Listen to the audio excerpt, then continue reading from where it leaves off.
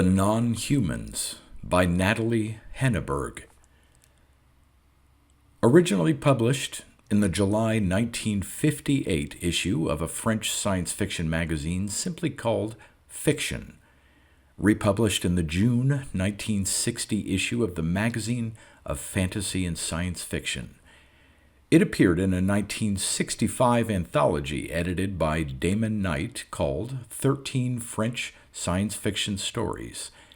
In 1977, it appeared in a collection of stories from the author's husband, Charles, 3 of which were actually written by Nathalie using her husband's name. The Non-Humans is among them. Nathalie's short stories were given a fresh English translation in 2010 by fellow science fiction author C.J. Cherryh, an admirer of her work, and that collection is called The Green Gods, named for one of its tales. Today's reading is from the latter. Read by Darrell T. Smith II for my channel, Quasar Spectra. The Non-Humans. These are not just the ramblings of an old condottiere. There are more things in this terraqueous universe and under heaven than the priests talk of, and I wasn't always the leathery old soldier who sits here spinning his yarns over a mug of mead. I'm telling you of the Florence of yesteryear, not that ant-hill scorned by the Signory and a blushing Gonfalonier, but the leonine city of the Red Lily that was the daughter and mistress of the brave, the town that astonished all Italy and drew foreigners like a lodestone. 1490, a year that seems so far away, yet comes so near as soon as I close my eyes. I was young then, a little mad, as we all are at 20, and well pleased with my person, which the ladies often found to their liking. I belonged, you know, to the noble family of the Pazzi, which had yet been spared its exile and its illustrious misfortunes. One of my uncles was a cardinal. The galleys of another traded as far as the shores of Algeria. My widowed mother and I lived in a charming pink palace in Fiesole. Yes, it was destroyed later on, like so many things, but that has nothing to do with my story. You have heard men speak of those matchless years when a divine breath passed over Italy. It came from the snows of Olympus, from the violet sea, from golden Byzantium under the barbarian's heel. In our hearts and in the soil of our hills, it awoke old sleeping gods, the graces, and the arts. In every mountain spring, a timid naiad awoke, parting the green strands of her hair. At dawn, on the trampled grass, one saw the dancing trail of a satyr. Artists began to paint and carve. Women were proud and beautiful. And science, abandoning its alchemists' alembics, looked to the skies. Afterward, we had Girolamo Savonarola and the Inquisition. Let us pass on. For me, oh, marvel, those years corresponded to my youth. I wasted little time in the counting house of my merchant uncle, selling Greek velvet and the incense of the Axumites. I composed sonnets like Cornezano, music like Lorenzo de' Medici, and I numbered among my friends the master Perugino. This famous artist had once painted the portrait of my parents, and my sainted mother held him in great esteem. It was in this studio, in fact, that I met Nardo. You know, Nardo, the youngest of his students, whom the master used as model for his angelic musicians. You can still see him here and there among the frescoes, playing on the harp or the rebec. His pearly skin, blonde curls, and his strange, empty eyes. Half his soul always seems to be absent, said the master with a laugh. Anyhow, Nardo, see, his name escapes me. It's old age or that wound from Agnadel. It matters little. It will come back to me. He was an inn-servant's bastard, but legitimized by his father, a country squire. Afterward, he made his own way. I went often to the studio of Messer Perugino. His nature was happy, his genius limitless. It was he, no other, who endowed Italy with those misty twilights between darkness and day, broken by a ray of supernal dawn. To him, too, we owe those first heads of youths and pensive virgins, the velvet-smooth faces, the eyelids half closed on some ravishing secret. Later, artists understood and defined these things, but none was able to copy that silent expectation of a miracle. It belonged to our era. Messer Perugino was then at the zenith of his fortunes, and he surrounded himself with brilliant young men. Being rather vain, he had also launched the fashion among artists of wearing a long purple or black velvet cloak, which became him very well, and a Florentine beret tilted over the car. To entertain his friends and their merry companions, the Oneste Meretrix of Florence, the master had rented and redecorated a huge shack on the Arno. It had formerly been part of a row of grain warehouses, deserted since the Great Plague. It adjoined the alley of the old Jews, but Perugino liked it. Outside, this vast structure still looked run down, but the interior was like a cathedral vault. Many rooms had been made into one, and the walls were covered with extravagant drawings.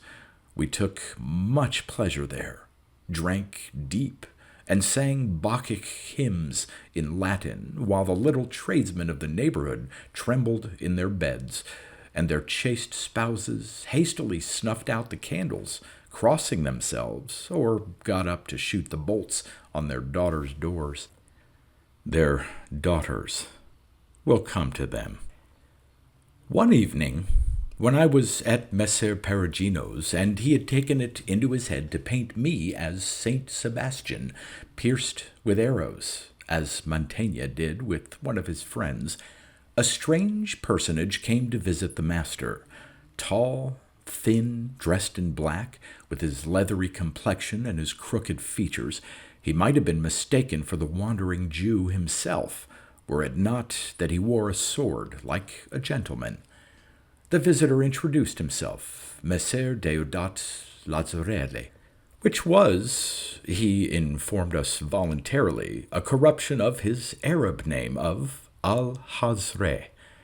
You say there was a scholar of that name? I know him not. The Deodat in question explained to us that his ancestors had been barbaric kings in Cathay, living on herbs and mare's milk, and offering their wives to passing strangers in token of friendship. Our Deodat had been converted to the Christian faith, and leaving that plateau where his spiritual advancement made it impossible to stay, he had made his fortune and retired to Florence, the city, he said, which has become the center of the universe. And he asked the master of Perugia to paint a portrait of his daughter, whose name was Noemi, or Naima. The master had other commissions in hand, and the prospect of painting a mud-faced girl little pleased him. He declined the offer, recommending certain colleagues of lesser renown to Al-Hazre. But the old rascal knew how to make himself heard. He wasted no time in discussion, but emptied a long purse of red Morocco leather on the table. The painter's eye gleamed. Not that Perugino was in the least avaricious, but he could already see all the beautiful things he might bring into being from that golden heap.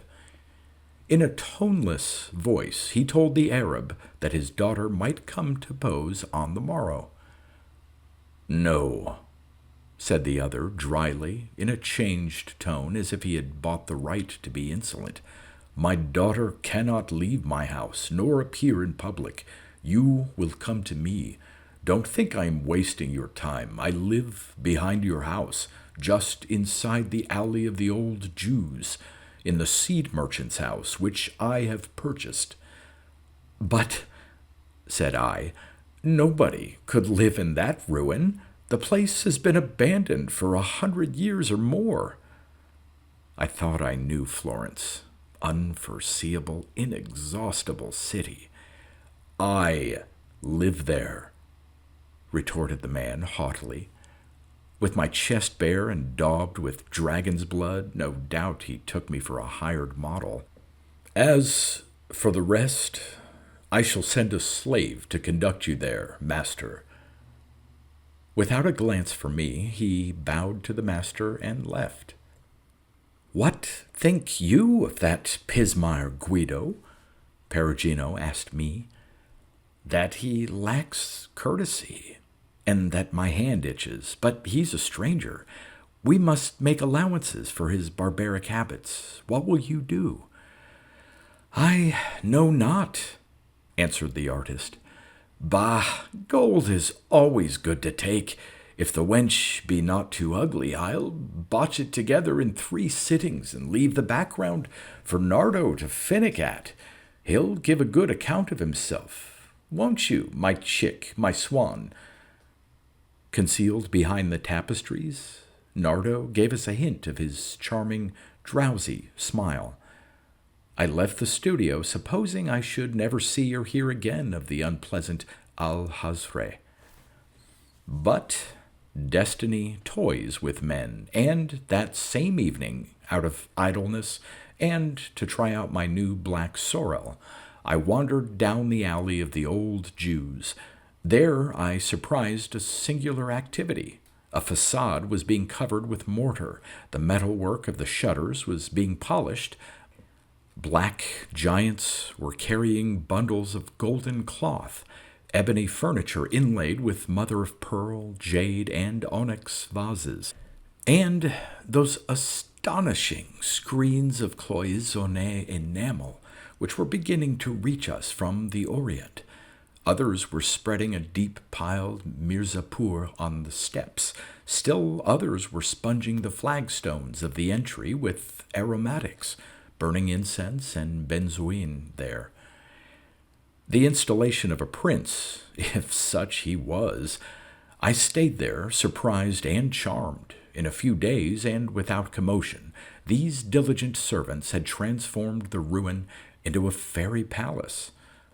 But porters were springing up afresh, bent caryatids carrying chests in the sinister form of coffins made of pale lemon wood enriched only by its grain.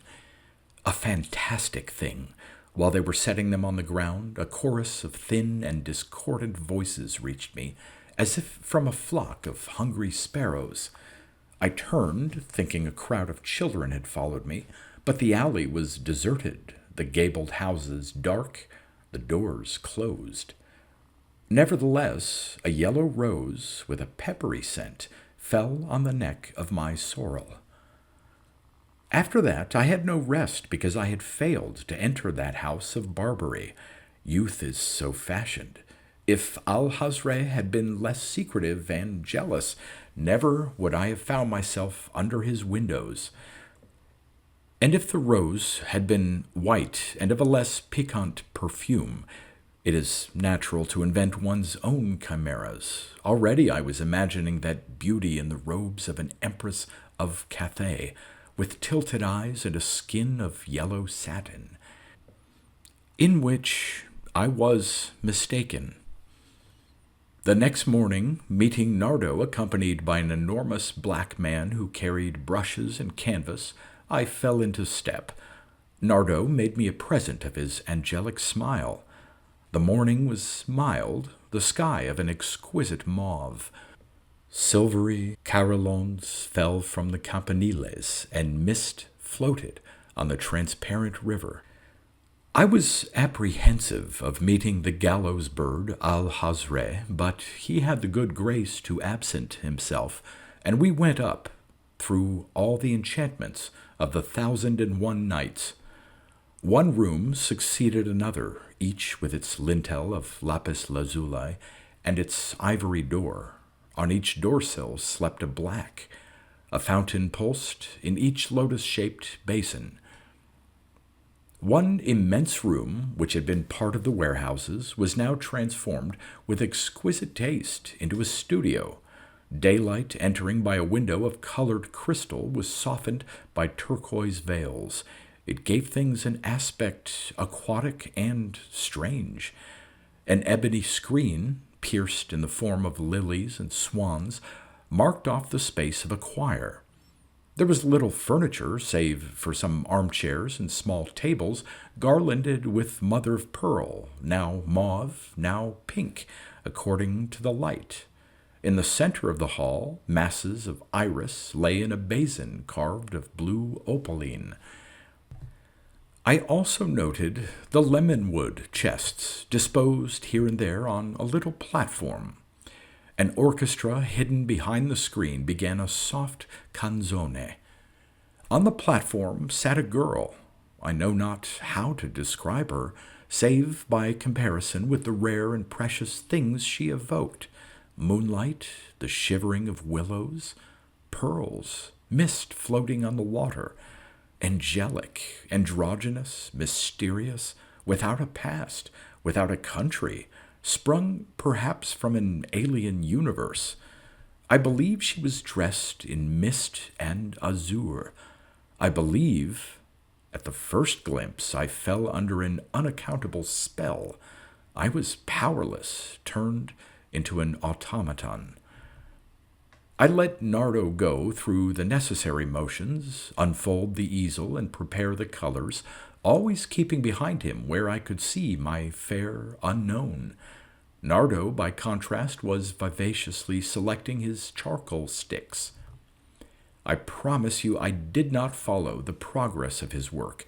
I was plunged into an abyss of vertiginous sensations, and I remembered, beings, things, whole sequences of time, strange, magnificent, or dreadful, all of which bore some relation to the adorable creature who sat before me. Two series of images were blended. First, a black gulf shot through with nebulous gleams, stars like the pearls of a necklace spilled on velvet, and windings, spirals of flame, emerald and purple explosions, such as, I know now, no artificer can produce. A dazzling light burst through the colored window, and it was the face of a giant globe. Then, like a traveler who contemplates the valley of the Arno from the summit of the Apennines, I saw another earth come toward me, with its sharp reliefs, its frosted peaks, and its craters of night among the great luminous plateaus. Phosphorescent oceans beat upon their shores, and a gloomy light chilled the ruins of magnificent cities, and these landscapes at the same time were a song and a music, mounting by stairs of silver toward the vast heavens. "Can you paint that?" asked the girl, addressing herself equally to Nardo and me. I would have pointed out wherein lay her error, but my voice died away on my lips. Nardo was already drawing with his native ease and swiftness, darting a tangle of spidery lines onto the canvas. A glance at his sketch made me turn pale. Without exchanging a word with me, he had just copied my visions. We were so absorbed that we did not hear Messer Perugino enter the studio, then withdraw on tiptoe. I asked the master's permission to be present at the second sitting, and Perugino, who had just sunk a new arrow into the biceps of Saint Sebastian, looked up in surprise. "Do you really want to?" "Per Bacco! If not, would I speak of it?" "Good," he conceded, spreading a bloody highlight across the pectorals of my double. "But Don't swear. It sits ill with the expression of a martyr.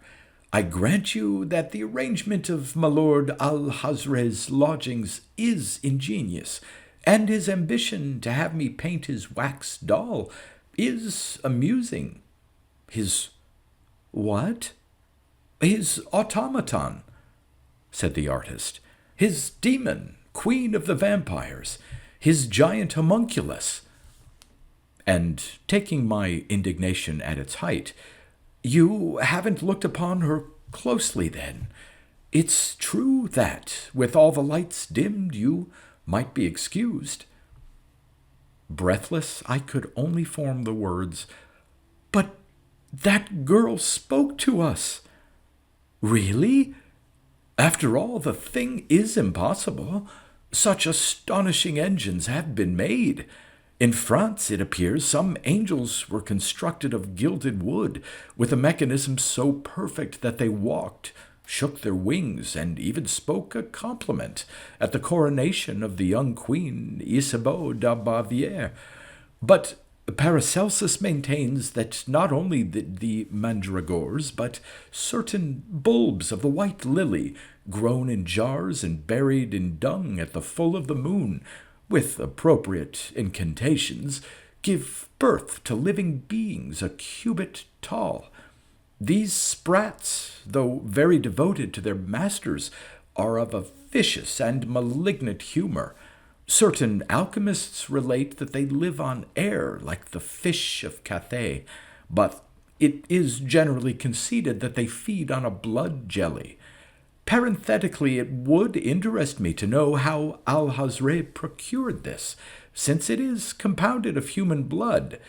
At any rate, automaton, homunculus, or mandragore, whether your Signorina Nahima belongs to one species or the other, it is certain she is no Christian creature, and I shall not paint her. I shall not let art itself, in my person, be abased.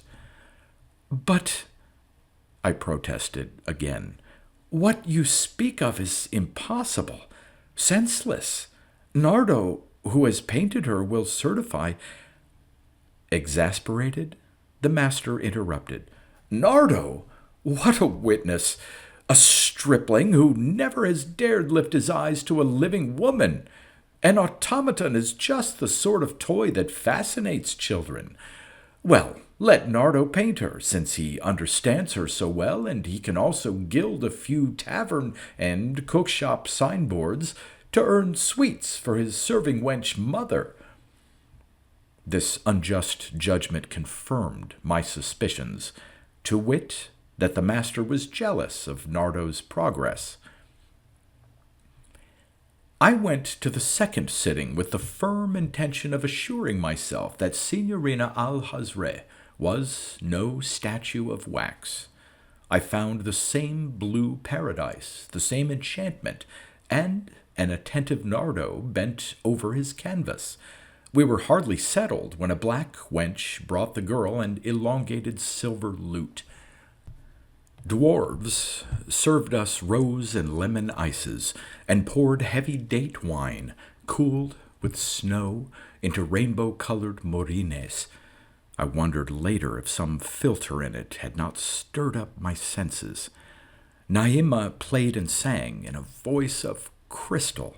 Her melodies spoke of a dead world once delightful, of stars and glaciers, or of lost souls wandering in search of one another. And as she sang, there appeared to us, I can speak for Nando as for myself, throngs of dim shadows that invaded the hall, danced along the hangings, wrung their hands, lovingly appealed for an impossible joy, while their long hair mingled with the iris in the basin.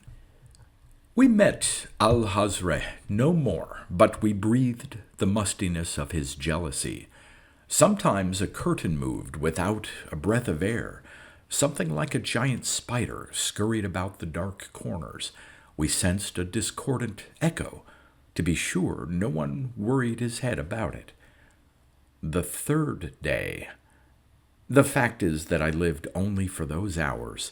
The rest of me shaded off into somnolence. I was seen no more at banquets, and I avoided Perugino's studio. For long intervals I barely subsisted, like a plant with its roots out of the ground. Then, suddenly, I would be plunged into my native humus, or rather into a watery space where all was strength and life. Nardo waited for me on the bank of the Arno, and we went up silently toward the alley. The third sitting was devoted, then, to what I shall call natural magic. Naima spoke to us of sciences lost to the Western world. They had been destroyed by the great incendiaries. Omar had burned the Alexandrian, and in the Ming library the Mongols' shaggy little ponies had trampled the precious papyri. Other knowledge lay in the depths on submerged continents.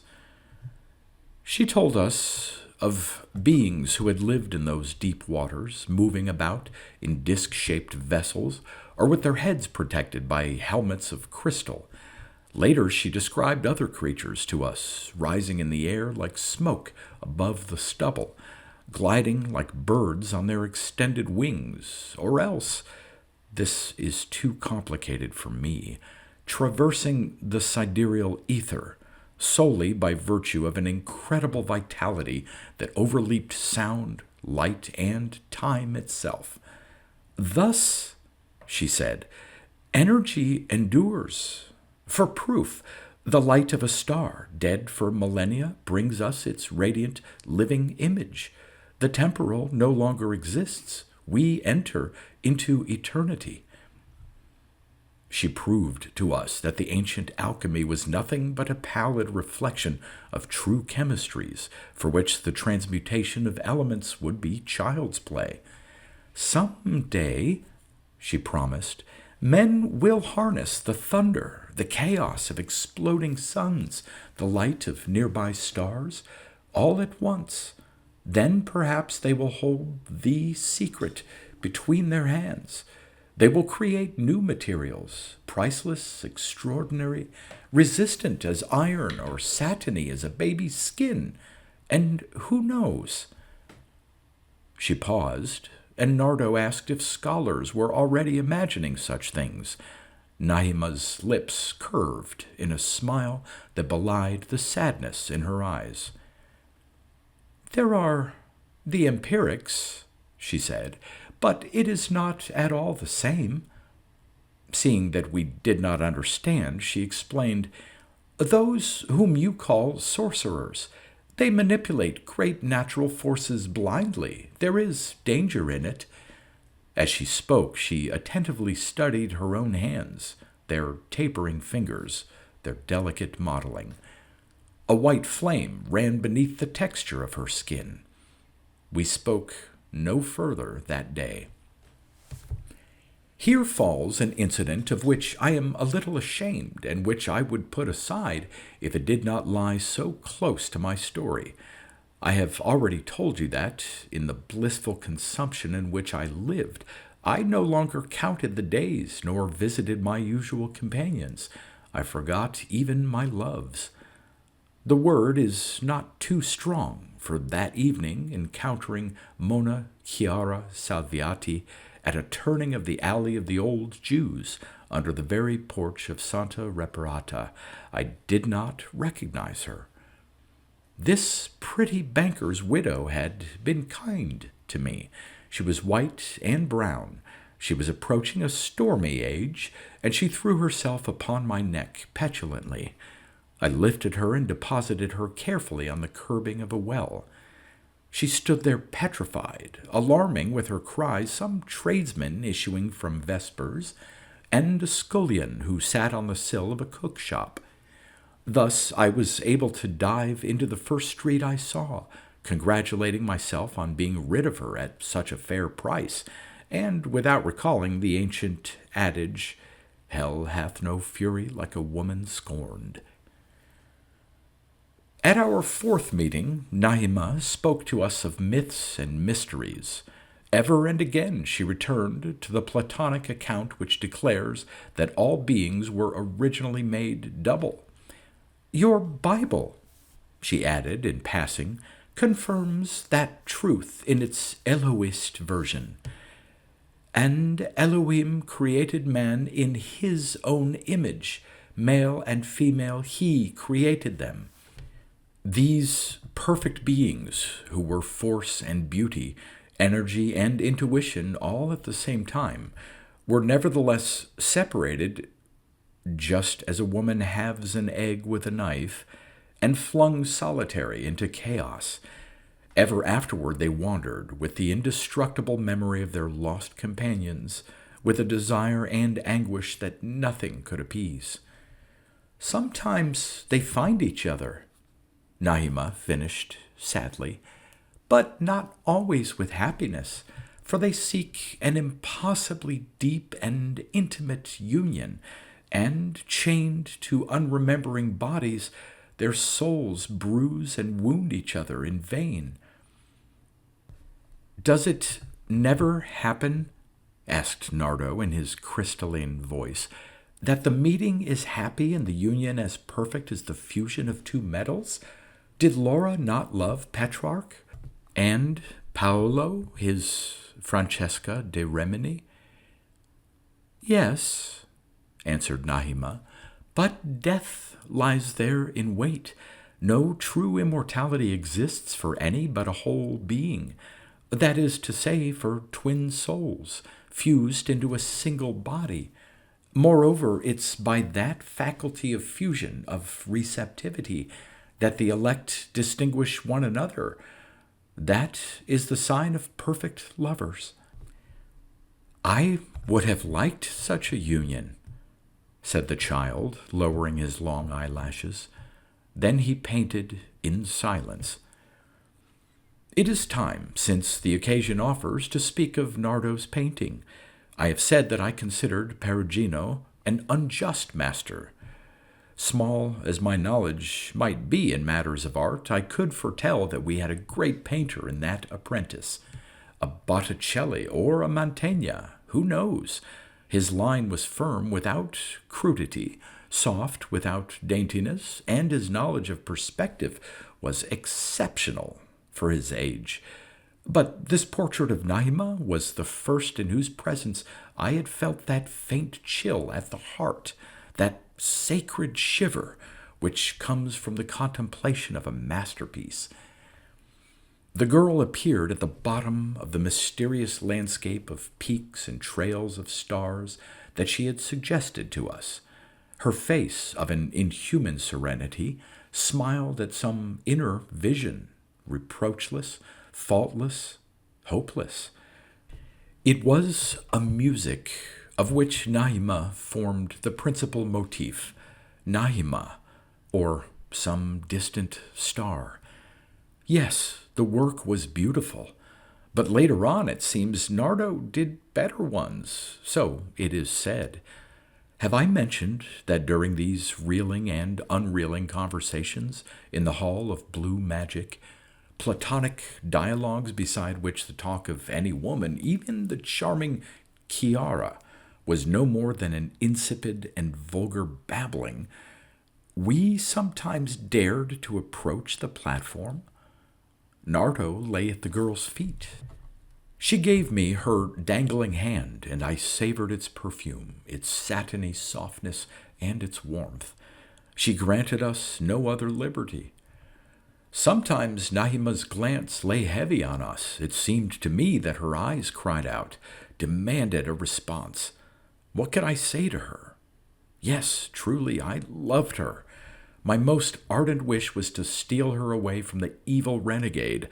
Only once I spoke the same of Alhazred with hatred in her presence. Her penciled eyebrows rose. "Do not arouse him," she said. "He has his suspicions. Like Ugolino, he foresees the moment when, with his sons dead of hunger, he must go to meet his master. Let us not envy the fate of apprentice sorcerers. What, you didn't know that Deodat Lazzarelli is one of them?" She passed a too-perfect hand over a smooth forehead where neither age nor human afflictions had left any trace and let it fall. Yes, he is a sorcerer, to the despair of soulless beings and of wandering souls.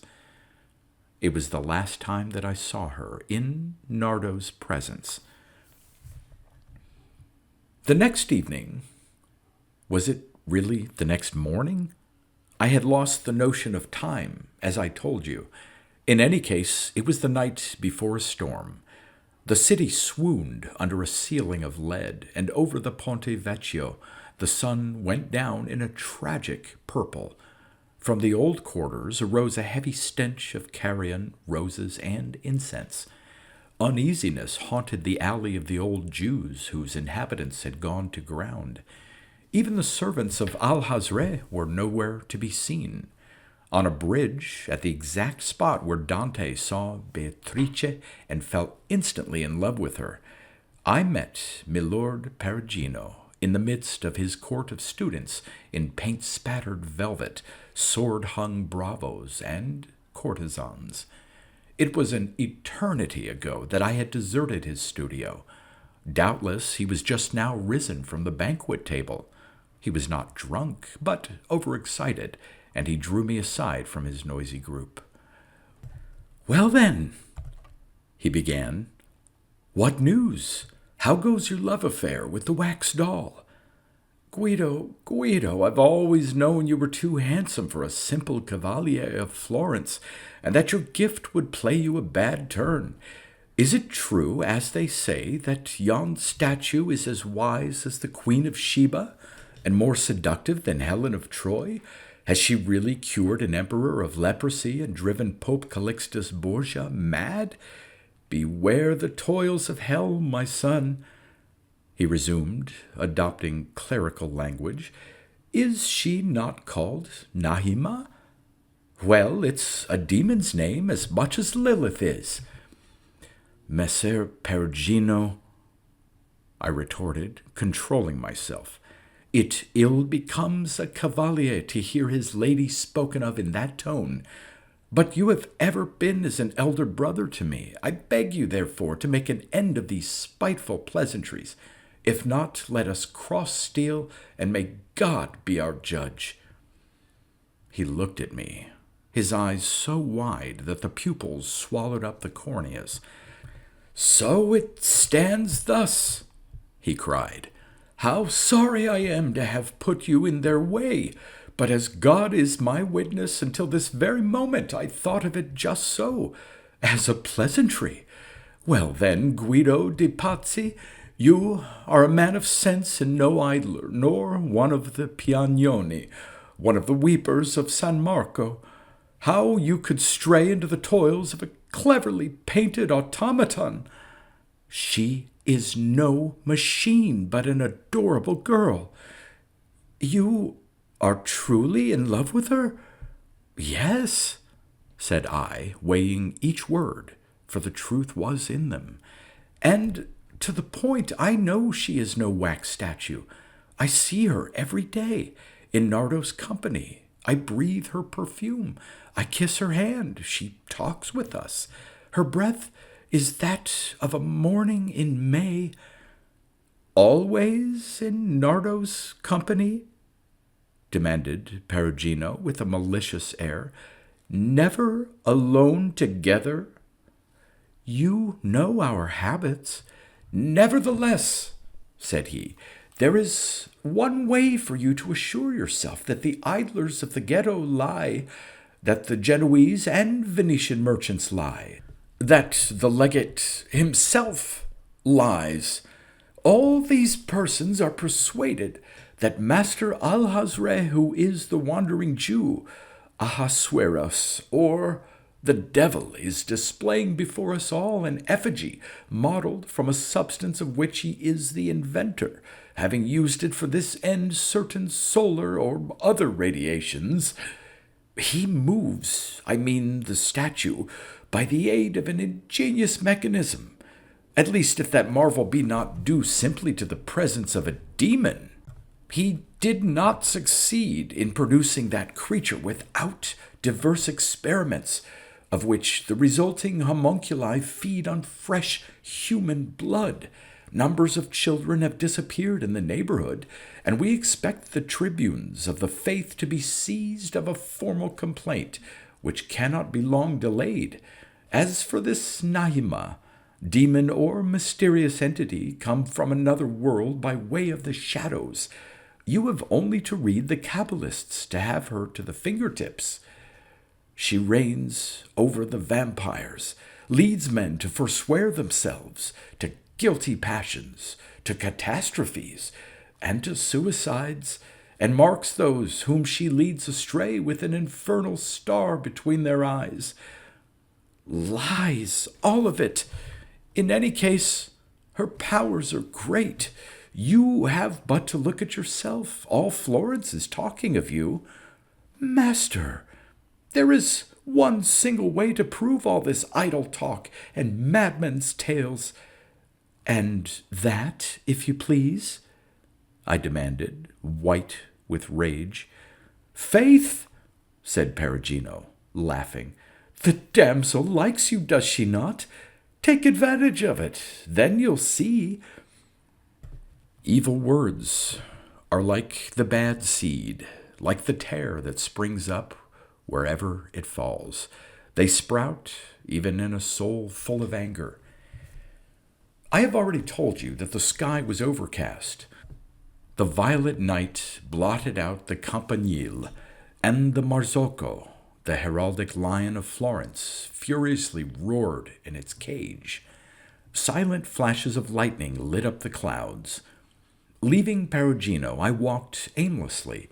Children fled before me, and women quickly closed their doors. I was that sort of leper, the enchanted one, the possessed. Over the Arno, the air was intoxicating as sage wine. Without knowing how, I found myself again in the alley of the old Jews. There was no one in the house of Alhazre, neither in the entry nor along the corridors. All the portals were open. The servants had fled. I stood motionless on the sill when I heard a groan or a sob, so weak that it might have been the sigh of a breaking lute string, then a squalling. It sounded like a flock of birds invading the rafters. The noise came from the blue hall, and I had recognized the voice. I rushed toward it. All the hangings were drawn. A suffocating darkness filled the studio, where a single torch glimmered at the corner of the platform. Its feeble gleam made the shadows impossibly large, and in that liquid dark I saw Nahima standing, white as wax, and Alhazre on his knees. He was pricking her wrist with a stiletto, the sacrificial knife, and the blood fell drop by drop into a goblet.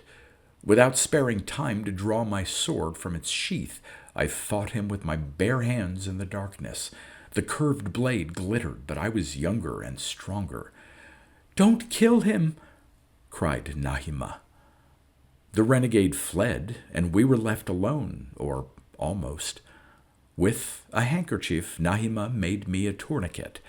Her own hand was no longer bleeding. Then I saw around us the open lemonwood chests, and standing on the floor, crystal flagons a cubit tall, in which a blue phosphorescence floated. Their tops were sealed with membranes, each pierced by an alembic tube. In each jar wriggled a living creature, monstrously human, a horror. There was a king and a queen, a mitred bishop, a condottiere, a hospitaller on his horse, a gorgon whose every red lock writhed. What else do I remember? There was even one dressed in scarlet and provided with a sword no bigger than a pin, with which he was attacking the jar, a Satan sprung from the cogitations of a Dr. Faustus. All of them squalled and clamored with an incredible arrogance. Only a few inches tall, nevertheless, they had a damnable reality. And they held out their arms to us, their minuscule lips avid, pursing toward our wounds, toward the alembic tube from which would drop their manna, their red dew. our blood. I was on the point of knocking over the jars and trampling these tiny monsters underfoot when the girl seized my wrist and thrust forward a bloodless face, pathetic with anger. "Stop!" she panted in a voice unrecognizably harsh. "Why kill these unhappy creatures? It's not their fault if they exist, if they tremble with fear and die of hunger. Al-Hazre alone is responsible. I offered myself to feed my brothers, the non-humans." "No," I cried, maddened. "I can't believe it. You're not of that race of mandragores. Your blood flows. You are living. I love you." "Do you really love me?" she asked hungrily. "Do you alone understand the meaning of that word, love? No, listen, touch me not. Indeed, I am no machine, nor any magical root, nor was I hatched from the husks of a white onion. Imagine that all your dreams are true. Better, picture to yourself that sidereal abyss in which your earth is only an atom. Look in that black sky. Among the pearls of Orion's belt, there is one that is a dead sun, around which icy globes tirelessly revolve. One of these is my mother world, which once was beauty itself. If you love me, Terran, believe that I am really human, more human than you. For I belong to the same race, only more ancient, born on a planet that no longer exists, save as a cadaver in the void. But indeed, death did not come at one stroke. Our species was advanced and powerful. We struggled long to keep up a semblance of life among those craters of ice and those frosty peaks of which you have dreamed. When all was lost, a few survivors dared the supreme adventure. They knew that somewhere in the cosmos other worlds existed, peopled with creatures who resembled themselves, bodies in which they might awaken. They tried to join those far-off mother worlds. Only by accident I was cast away on Earth. It is new, crude, it is unready for these experiences. But Al-Hazre seized me in the meshes of his mad incantations. He drew me here. No, I should not accuse Al-Hazre. There must have been a predestination. There can be no effect without a cause. Perhaps this globe was a haven. I wander from my story. Al-Hazre gave me this body for a prison. No, it is not of wax. I read your thought. But I am chained in it and suffering. You say, do you not, that you love me, even though I am a creature from the stars? You love me and truly wish to accept me? I love you. It matters little whence you came. So saying, I took her in my arms with the headlong passion of my first youth. The lace of my doublet crushed into her delicate bosom. I wanted to squeeze her, braze her, drown myself in her, and be her master. And with all my strength I strained against a thin flame, an enveloping softness that invaded my nerves. It seemed to me that an incredible flood of energy lifted and pierced me, driving the blood back to my heart. And it was such terror and such delight. We struggled thus, silently, mouth to mouth, until she seemed to melt in my arms. And then, only physical sensations remaining, with a vertiginous, stabbing clarity, I realized that that petal-like skin which I caressed, those honeyed lips, the living waves of her hair wherein I was held as in a net, were not the hair, the lips, the flesh of a human being. An insurmountable horror overtook me. I thrust away that cosmic foe who was about to subdue me. Or did she herself, perhaps, break away from my embrace? She flung in my face, "No, you are not the one I seek. Get out!" All that night I wandered through the streets, trying to deal logically with my nightmare. Very well, Alhazred was a sorcerer. He had tried, the folly was current, to create life. To begin with, following the teachings of Albertus Magnus and Paracelsus, I was not a complete ignorant. From this came the homunculi, fascinating, imperfect monsters. Finally, by what procedure? By radiations, Perugino had said. He began to reconstitute living matter and to give it a seductive form. Each time he had learned that his statue still lacked that divine spark, the soul or the spirit. So he had gone on with his search. Was it Plato or the Ophites who told him of the survival in the cosmos of wandering spirits seeking new bodies to inhabit? Animula vagula blandula, the Emperor Hadrian had said on his deathbed. The patient madness of Alhazred flung itself into the search for these aliens, and he had found Naima, exiled, lost, irresponsible. I shuddered. Perugino had been right. Her admirable body was nothing but inert matter, serving as a prison. And yet she had shuddered and wept in my arms. She was waiting for a miracle. I was not worthy of it. At dawn, I ran aground, exhausted, in the studio of the master, who dressed my wounds and watched over me as if I were a prodigal son. I understood now that since my first visit to the Alley of the Old Jews, my soul had really been absent, drawn into the limbo where Naima lived, out of space and time, far from this century and the town called Florence. I knew nothing of the troubles that were shaking the Medici's throne, nor of the first sermons of the young Savonarola, nor of the first halting steps on our soil, once more free of that frightful machine from Spain, the Inquisition.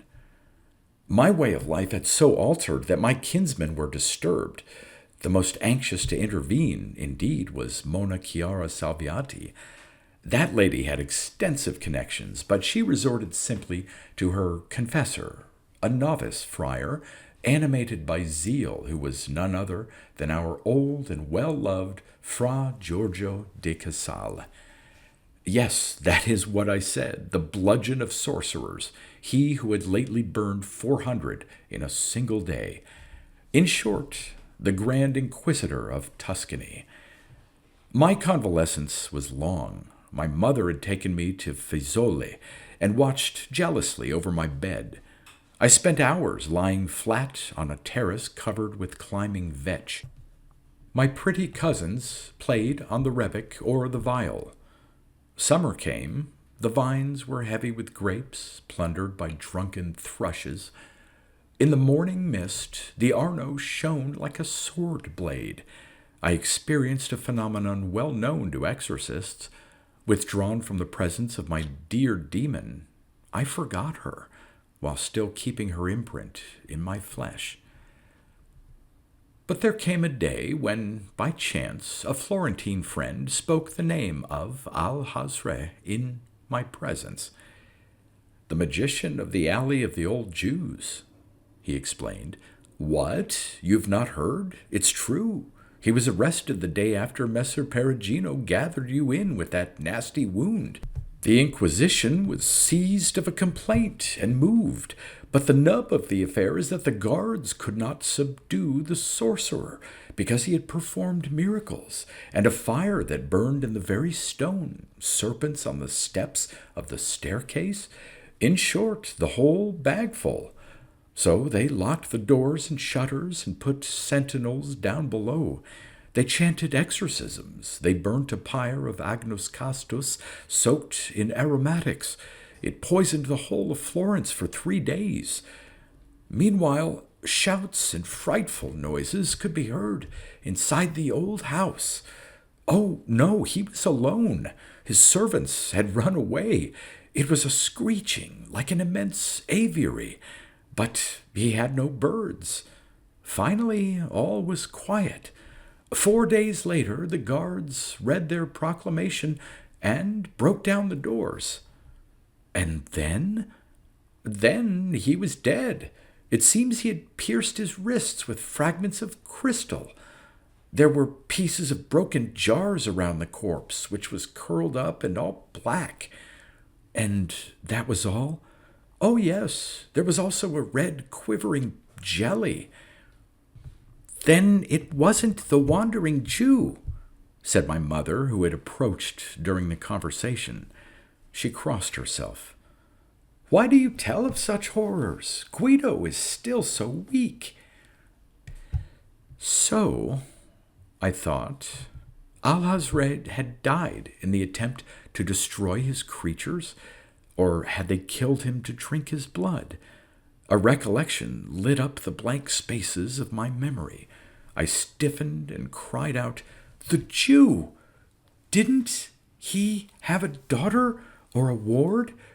What became of her? Speak in God's name. My comrade looked at me, surprised by such vehemence. I know not, he said. No one had heard any report of her. Recovered, I left my house, Florence and Tuscany, to engage myself, as a condottiere must, under many standards. I served under Alviano, married to the Republic of Venice, under De Fermo, under the great Vitellozzo Vitelli, the strategist. I served from 1502 to 1507 the Tiara and the Keys under Monsignor de Valentinois, and, may God pardon me, I would have served under the devil himself if I could. The story would be ended if I had not learned, on the first day I returned to Perugino's studio, that he had dismissed Nardo. The boy was becoming impossible, grumbled the master. He changed from one day to the next. He discovered new laws of perspective, invented colors and painted with them, and submarine vessels and flying machines. The air, according to him, has weight and can hold up solid bodies. Pure folly! How many ounces, sir, in the morning breeze? I showed him the door for one ultimate insolence. He aspired to sign that portrait of Alhazred. Then the portrait exists? I demanded fervently. Certainly not. I destroyed it. An unspeakable daub. The colors decomposed before they were dry. I wished to see Nardo again. It was not easy. I learned that the Duke of Milan, Ludovico Sforza, had taken him under his protection, having regard for his birth, and probably for his talents. He should be leaving for Lombardy. Perhaps he was already on the way. Drawn irresistibly, I wandered into the alley of the old Jews. It had just been ravaged by a terrible fire. Dogs prowled among the beams and the calcined debris. A whole section of the warehouses, that which had enclosed the grain merchant's house, had burned in a single night, and no one knew the date, nor the causes of the disaster. No fire smoldered under the cinders. Then this befell me. The night came over Florence, soft, cold and blue, as it is at the beginning of autumn. Every lungful of air was laced with a minty coolness. At the corner of a street, I made out a familiar silhouette, the black mantle and the painter's beret. I called, and the man turned about. It was Nardo. He had grown taller. His body balanced itself with exquisite grace, and his features seemed to glow. Magnificently dressed, he confirmed that he was in the favor of His Highness. While he spoke, I heard the music of his voice. I followed the gestures of his hands and his fringed eyelids. It was Nardo, and it was not. "Come and see what I'm painting now," he proposed with a sort of gaiety. "I can do so many things, you see. Come." At the inn where he lodged at the Duke's expense, he showed me some ravishing sketches of aerial creatures, of angels and demons equally beautiful, of lunar landscapes, here and there the outline of an unknown monster or a giant wing. They were no more than studies, gropings, but it was impossible to doubt. Under his tapering fingers, a world was being born. He had visited the stars and the depths. What he had brought back to earth belonged to another scale of values, to a domain and an art unknown to humankind. The execution was perfection itself. I observed also that through all the sketches, haunting the dreams and work of the artist, drifted the same face, androgynous and angelic, with depthless eyes. At length, "Naima!" I cried. Nardo gazed at me calmly. "Yes," he said, "we part no more. Look here, this is the model of her silver lute which I have reconstructed. I have noted down the tunes of her songs. Here are the engines that she draws by my hand. I do not understand as yet what purpose they serve, but soon I shall understand, soon when the fusion is complete, Guido. For I loved her too, you see. I was ready to give her my being and my life when her hour had struck. I asked to receive her. She acknowledged me. Since then she is present everywhere. She lives through me, in me." His features were stamped with an inhuman serenity. "Another mug of mead, landlord, for the old condottiere. Ah, Nardo's name comes back to me. He took that of his village, Vinci. He called himself Leonardo da Vinci." Author's Note: For many years, Andrea del Verrocchio was Da Vinci's master, and many people know of no other.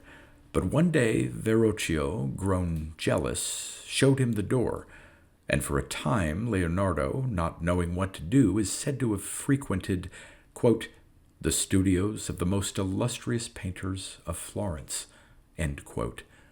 The most illustrious of these painters was Perugino, who represents exactly for the dawn of the Renaissance what Leonardo is for its high noon.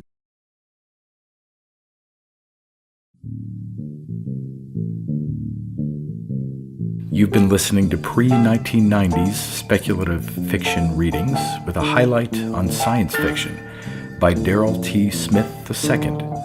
Please consider clicking the donation link in the description box. Thank you so much for your time and your imagination.